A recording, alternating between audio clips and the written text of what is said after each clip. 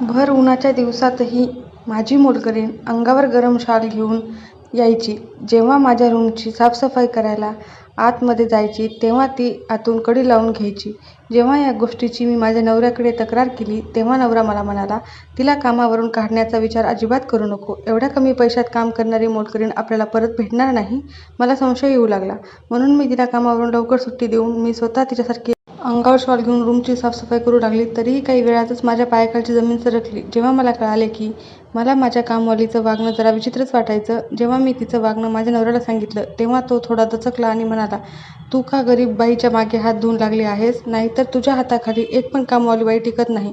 प्रत्येक जणीला तू काही ना काही नाव ठेवून काढून टाकतेस. तुझ्या गोष्टीला मी आता कंटाळलो आहे. असं म्हणून राहुल तिथून रागाने निघून गेला. राहुलच्या वागण्यातला बदल पाहून मला आश्चर्याचा धक्का बसला. कारण राहुल हा खूप शांत स्वभावाचा माणूस होता. तो माझ्या प्रत्येक अडचणीत मला मदत करत होता. पण अशा प्रकारे त्याचे वागणे पाहून मला खूप वाईट वाटलं.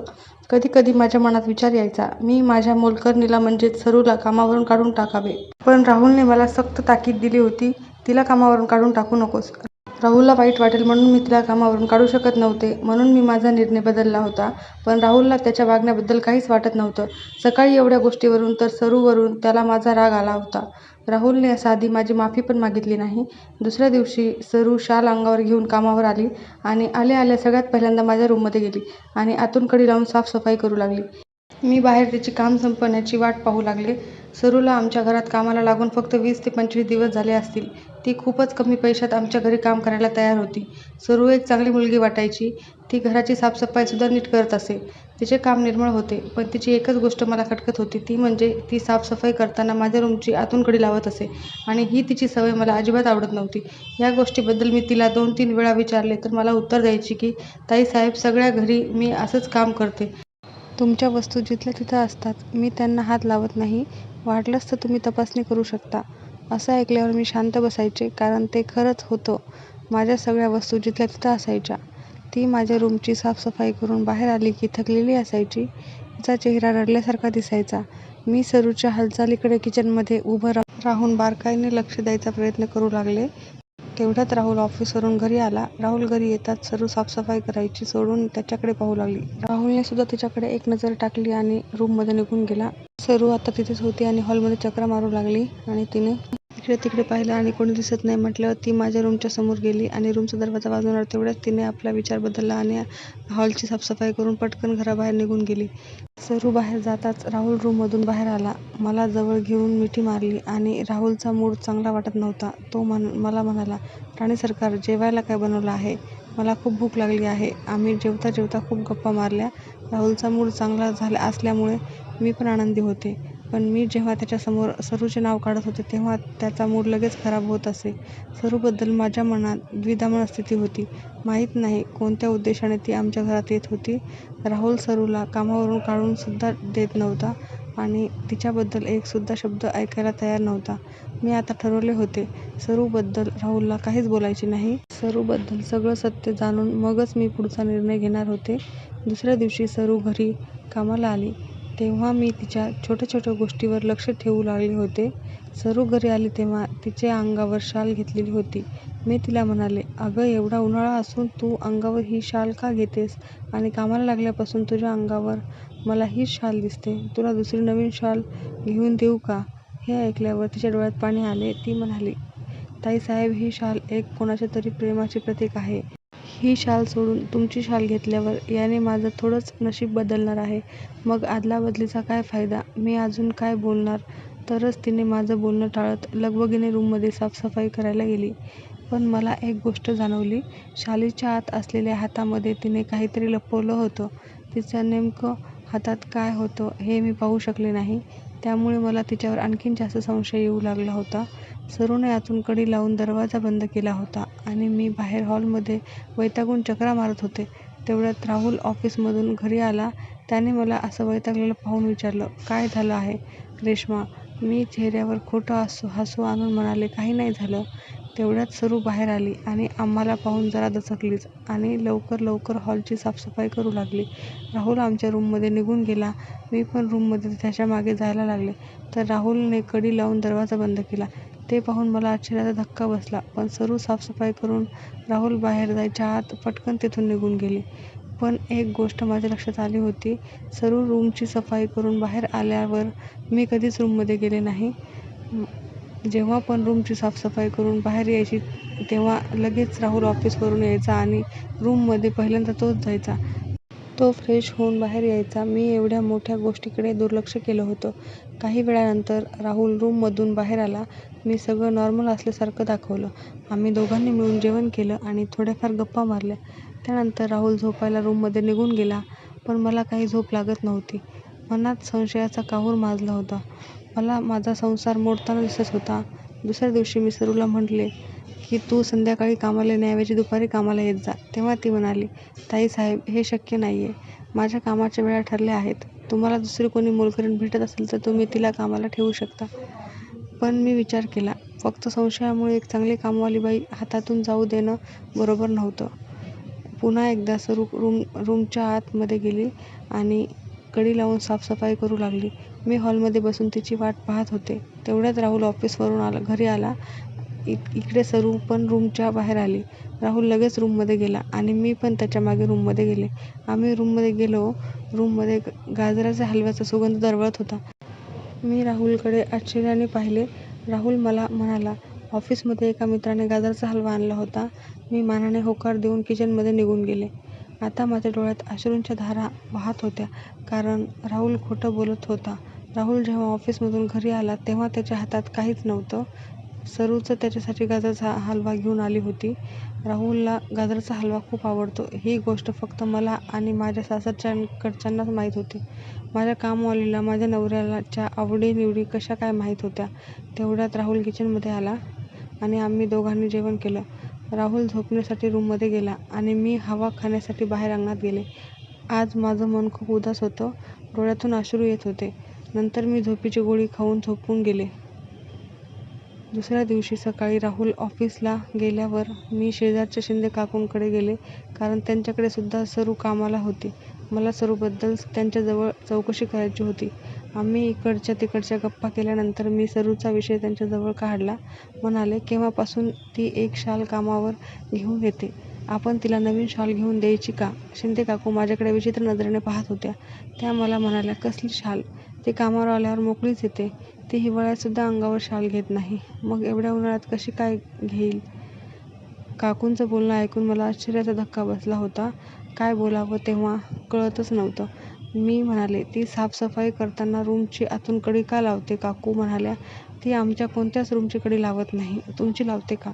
हे बघ रेश्मा, ती मोलकरीण आहे. तिचा खूप लाड करत जाऊ नकोस. थोड्याफार प्रेमाने तिच्यासोबत वाग, पण तिला डोक्यावर घेऊ नकोस. मी तर माझ्या मोलकरणीला अजिबात परवानगी दिली नसती की साफसफाई करताना तिने बेडरूमची कडी आतून लावावी.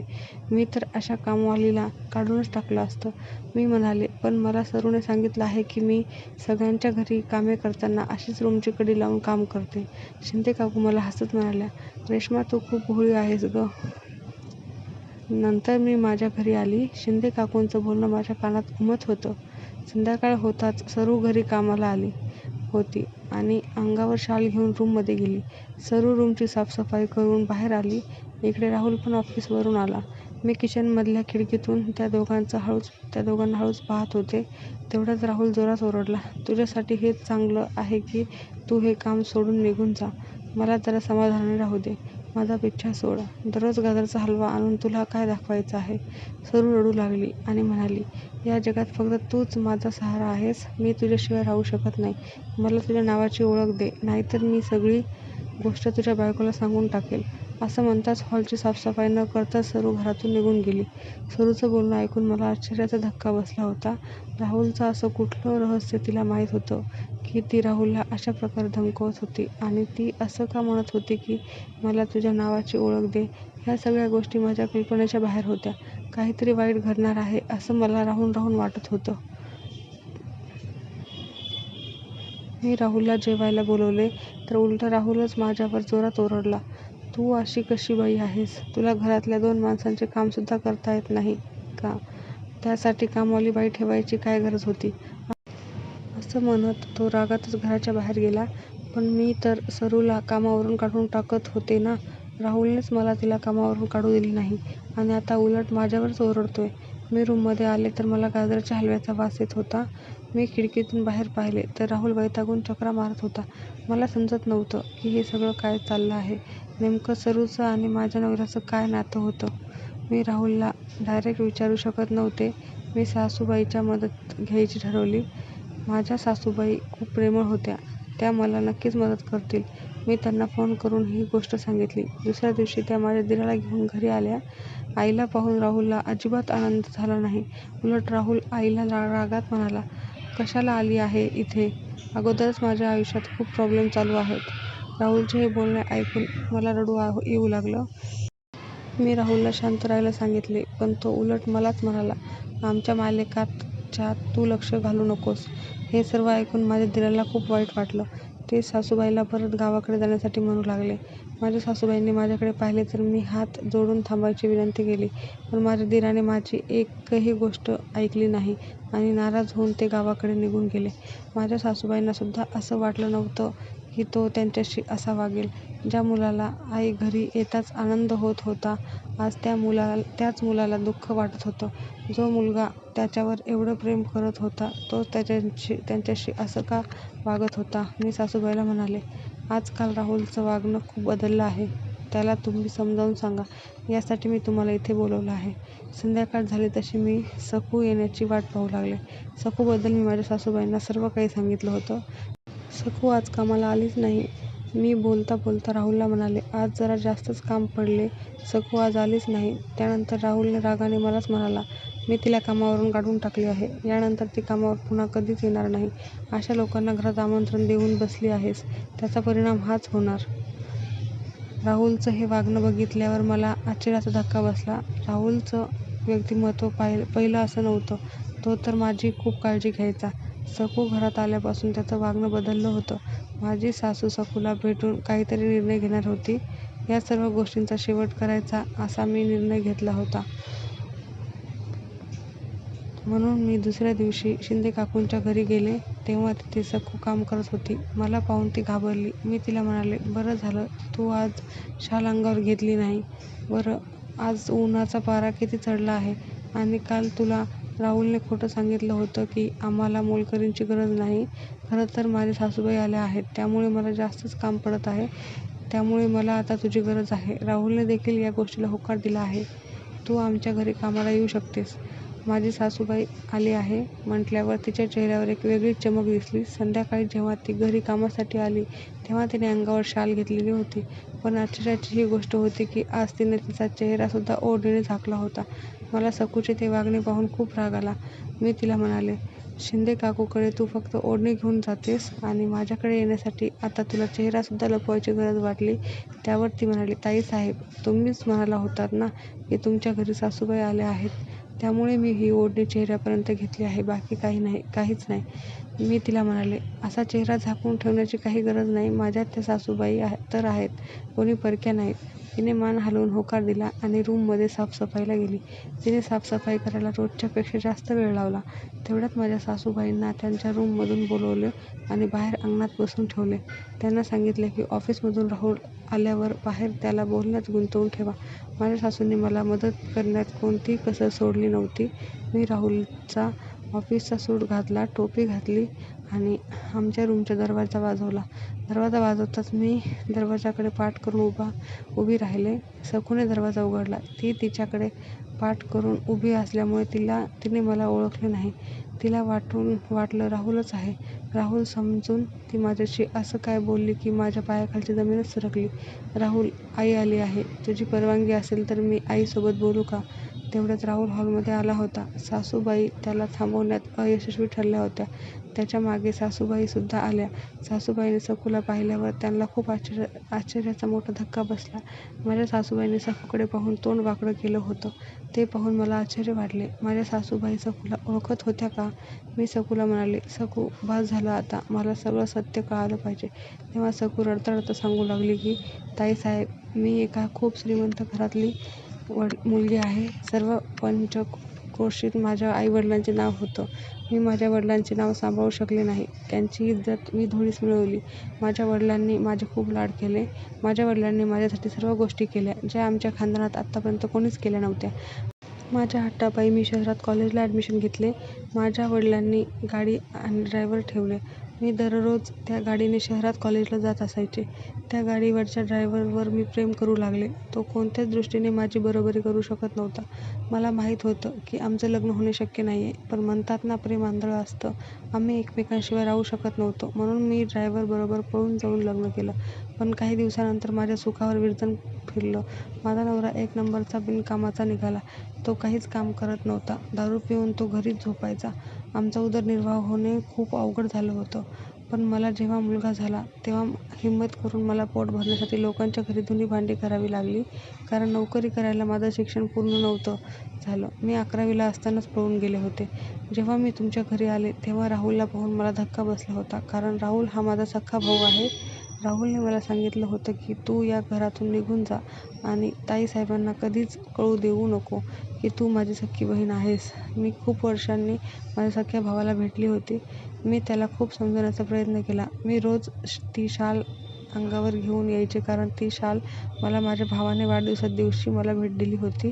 मी रोज गाजराचा हलवा घेऊन यायचे कारण राहुलला माझ्या हातचा गाजराचा हलवा खूप आवडायचा. आणि मी रोज कडी लावायचे कारण तो गाजराचा हलवा पडद्यामागे लपवून ठेवता यावा म्हणून. आणि मी तुमच्या रूममध्ये रोज माफीनामा लिहायचे. परंतु राहुलला माफ करण्याऐवजी मला घरातून हाकलून द्यायचे होते. त्याला धमकी द्यायला सुरू केली होती की मला जर तू माफ नाही केलंस तर मी ताईसाहेबांना सगळं सांगून टाकेन. मी तुझी सख्खी बहीण आहे म्हणून. त्याला भीती वाटत होती की या सगळ्या गोष्टी तुम्हाला कळाल्यावर तुमच्या घरात खूप भांडणे होतील. म्हणूनच मला या सर्व गोष्टी कराव्या लागत होत्या. हे सर्व सांगताना सरूच्या डोळ्यातून अश्रू वाहत होते. ती म्हणाली, मी माझ्या वडिलांना दुःख देऊन मी कधीही सुखी राहू शकले नाही. मी माझ्या वडिलांचे नाव खराब केले होते. त्यांची इज्जत धुळीला मिळवली होती. माझ्यामुळे त्यांच्या रक्ताचे संबंध सुद्धा तुटले होते. माझ्या नवऱ्याने सुद्धा मला धोका दिला होता. ज्या मुलीच्या घरी तिच्या अवतीभोवती नोकर-चाकर फिरत होते, आज तीच मुलगी आपल्या मुलांना 2 वेळचे जेवण देण्यासाठी लोकांच्या घरी मोलकरीप्रमाणे काम करत होती.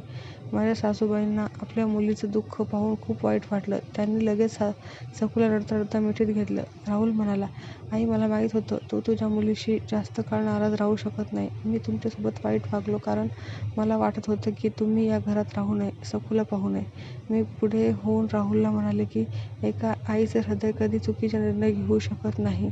सखूने तिच्या चुकीची शिक्षा भोगली आहे. आता तरी तुमचा हात तिच्यावर ठेवा. राहुलचे डोळे भरून आले. त्याने मोठ्या मनाने सखूला माफ केलं.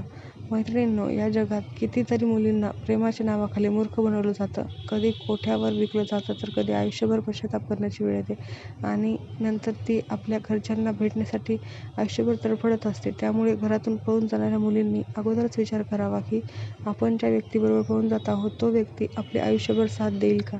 मला या कथेतून एवढंच सांगायचं आहे की कोणतीच मुलगी आपल्या आईवडिलांचं मन दुखवून सुखी होऊ शकत नाही. धन्यवाद.